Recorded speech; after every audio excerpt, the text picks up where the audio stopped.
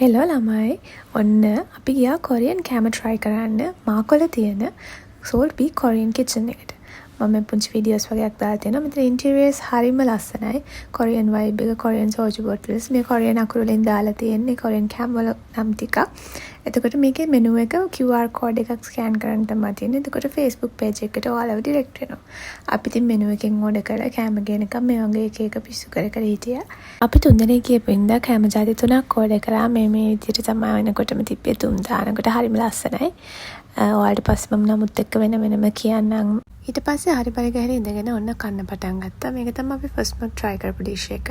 මේකේ ප්‍රයිස් එකයි ඔක්කොම මම දාලා තියෙනවා. ඇත්තටම මෙතන prices සාපේක්ෂව වෙන කොරියන් කෑම තියෙන තැන් වලට බැලුවහම reasonable. ඒ වගේම portion එක දැන් අපි 3 දෙනෙක් ගියපු නිසා 3ක් ගත්ත වුණාට එක portion එකක් දෙන්නෙක්ට ඔගේ කන්න පුළුවන්. අනික තමයි ස්පයිසි ලෙවල් එක. සැර වැඩියෙන් කන්න කැමති අයට සැර වැඩියෙන් හදලා දෙනවා යාලා. ඔයාලා සැර අඩුවෙන් කන්න කැමති නම් ඒ විදිහට යාලා හදලා දෙනවා. මේ non stop කන ෆස්ට් ඩිෂ් එක තමයි cheese chicken hot pot. මේකේ ඇත්තටම cheese මාර හොඳට දාලා තිබ්බා. chicken උත් ඇති වෙන්න දාලා තිබ්බා. ඒ වගේම noodles එකයි ඔක්කොම රහයි. අපි ඕඩර් කරපු ඩිෂස් වලින් අපි 3 දෙනාගේම ෆේවරිට්ම ඩිෂ් එක උනේ මේක. ඔයාලත් ගියොත් අනිවාර්යයෙන්ම try කරලා බලන්න. අපි මෙතනින් drinks වර්ග 3ක් ගත්තා. drinks options නම් එච්චරම තිබ්බේ නැහැ මෙනු එකේ.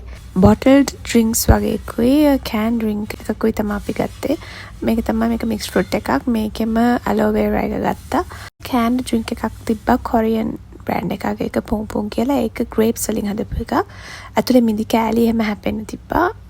අපි ඊළඟට try කරපු dish එක තමයි මේ dumpling soup එක. මේක ඇතුළට dumplings දාලා eggs උයි seaweed එහෙම දාලා හදපු soup එකක්. අපි මේක කන්න පටන් ගත්තේ පරක්කු වෙලා හින්දා soup එක ටිකක් නිමිලා තිබ්බේ. ඒ වුණාට මේ dumpling එක ඇතුලේ තිබ්බ filling එක තාම මාර රසනෙට තිබ්බා. මම එකපාරට කටේ දාගන්න ගියා. තව පොඩ්ඩෙන් හොඳටම පිච්චෙනවා. මේ dish එකත් හරිම රහයි. dumplings එම මාර soft. dumplings ඇතුලේ තිබ්බ filling එකේ sweet flavor එකක්. ඒ කියන්නේ පැණි රහක් වගේ තිබුණා පොඩි. පැණි රහ කන්න වැඩි කැමති නැති කට්ටිය ඒගොල්ලෝ නම් එච්චර මාස වෙන එකක් නෑ. ඊළඟට අපි try කරේ අපේ අන්තිම dish එක. ඒක spicy octopus ramen එකක්. මම ඇත්තටම octopus try කරේ පළවෙනි වතාවට.